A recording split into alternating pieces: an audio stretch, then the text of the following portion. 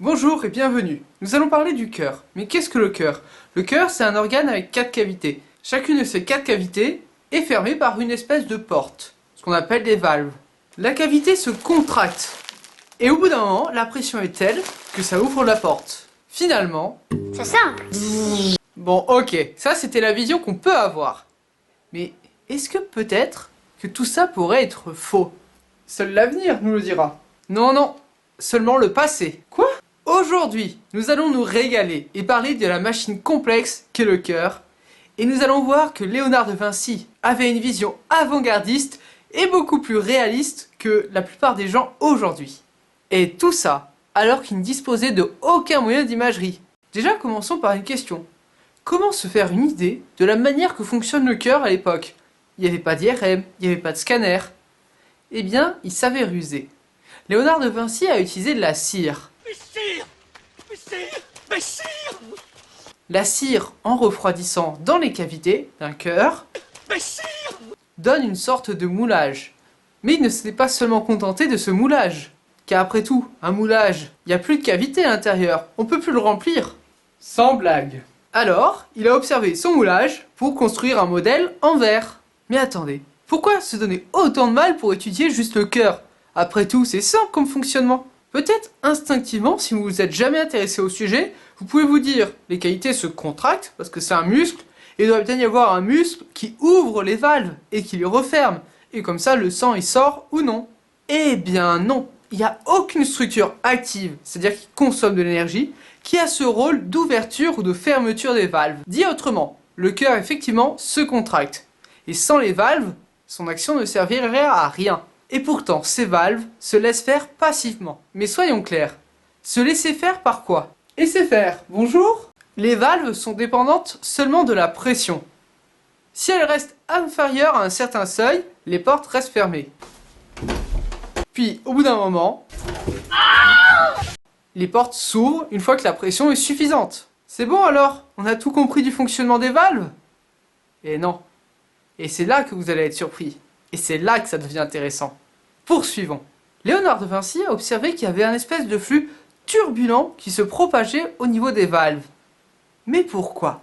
Réfléchissons. Les valves sont seulement des feuillets passifs qui se referment avec la pression. Mais qu'est-ce qui les empêcherait de se froisser au moment où elles se referment? C'est là que le flux qu'a observé Léonard et qu'il a compris l'intérêt est incroyable. Effectivement, les valves se referment parce que le sang revient un petit peu en arrière. Ça s'ouvre, ça se referme, mais le flux part du bord vers le centre. Il étale les valves pour être sûr qu'elles s'aplatissent bien et qu'elles reviennent à son niveau initial sans se froisser. Mais est-ce une raison suffisante pour que la nature ait gardé ce phénomène? C'est quand même bizarre d'avoir un flux turbulent. Il y a 2 raisons. Imaginez.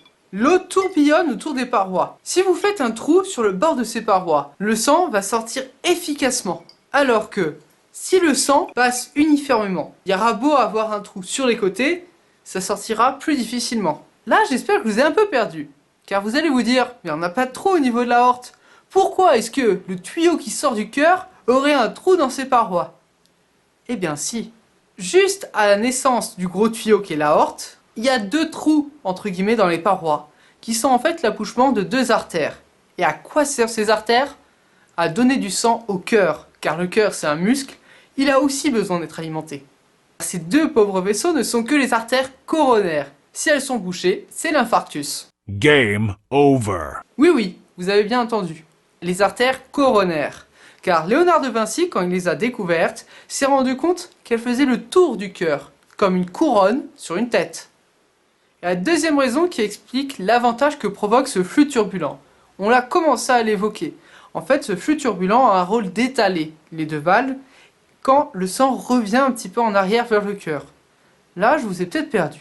Le cœur se contracte. Il éjecte du sang. Il arrête de se contracter. Un peu de sang revient en arrière, ce qui ferme les portes et évite que tout le sang revienne dans le cœur. Et c'est là que nous allons parler des sinus. Un sinus, c'est juste une petite cavité. Et quand on parle des sinus aortiques, c'est des espèces de petits parachutes inversés. Quand le sang revient en arrière, ces cavités se gonflent comme un parachute.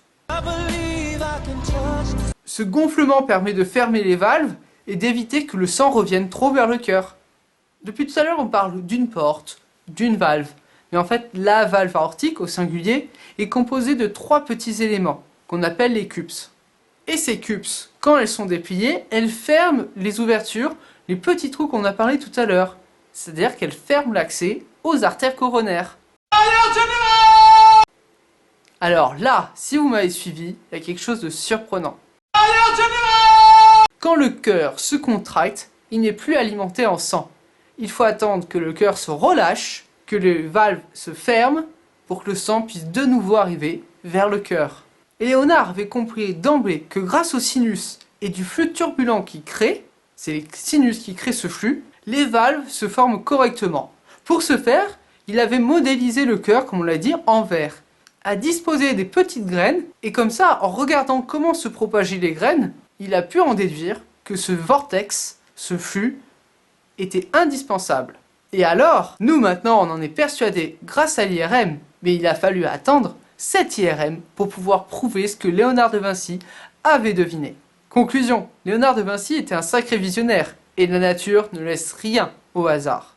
Mais c'est pas fini. Et c'est pas fini. Ça, c'est l'image que jusqu'alors j'avais du cœur. Mais partons un petit peu plus loin. On vient de parler de portes, de valves, qui s'ouvrent et qui se ferment en fonction de la pression et du sens que va le sang. On imagine facilement une fermeture brutale. Soit c'est ouvert, soit ça se ferme. Et c'est là que Léonard de Vinci avait déjà compris que c'était pas si on-off. Il y avait un temps où quand les pressions devenaient moins importantes, la porte se fermait progressivement, jusqu'à être totalement fermée. Mais c'est progressif. Après tout, c'est assez logique. Le but du cœur, que le plus possible de sang sorte du cœur pour alimenter l'organisme. Alors c'est une perte d'énergie si une partie du sang qu'il a éjecté revient en arrière. Là, c'est plus complexe, mais ce qu'il faut comprendre, grosso modo, c'est qu'il y a plus de pression sur le bord des feuillets, si bien qu'il se rapproche progressivement, même avant la fermeture totale. Donc comme la fermeture, elle commence avant qu'il y ait l'inversion du flux, avant qu'un peu de sang revienne vers le cœur, il n'y a quasiment pas de sang qui re-rentre dans le cœur une fois qu'il a été éjecté, grâce à cette fermeture progressive. Ok, c'est complexe, mais imaginez-vous, à l'époque de Léonard de Vinci, où il était communément admis que le cœur est un organe mystérieux qui gardait le siège de l'âme. Et lui était à un niveau de description incroyable, avec une compréhension qui franchement me fascine. Pour conclure, des esquisses de Léonard de Vinci jusqu'au premier emplacement valvulaire de Haken en 1960, 450 ans se sont écoulés. Pourtant, Léonard de Vinci avait déjà compris qu'il y avait un flux turbulent dans l'aorte grâce à des petits sinus, et ceci permettait de fermer progressivement les valves, d'éviter qu'elles se collabrent, qu'elles se replient sur elles-mêmes, et que tout ça contribuait à augmenter l'alimentation du cœur au moment où celui-ci se détendait, grâce aux artères coronaires. Et pour finir, une note un peu moins sérieuse. Nous avons parlé des artères coronaires, car ils ont une forme de couronne. Pour les étudier, nous pouvons faire une coronarographie. Mais coronarographie, c'est pas par rapport au coronavirus. Il est pas partout. Enfin, j'espère. C'est juste que le coronavirus a lui aussi une forme de couronne, comme les artères coronaires. Bon, voilà. En tout cas, j'espère que cette vidéo vous aura plu. Moi, j'ai adoré ce sujet. Léonard de Vinci, franchement, j'adore. Et sur ce, je vous dis à la prochaine.